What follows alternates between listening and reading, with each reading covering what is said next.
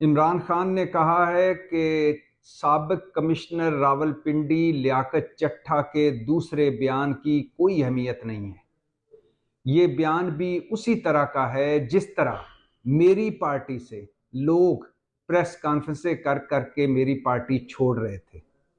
जिस तरह मेरी पार्टी से लोगों को निकलवाया गया, निकाला गया उनकी मर्जी के खिलाफ, उसी तरह लियाकत चट्टा का ये बयान भी आया है जोर और जबरदस्ती और डंडे के जोर पर।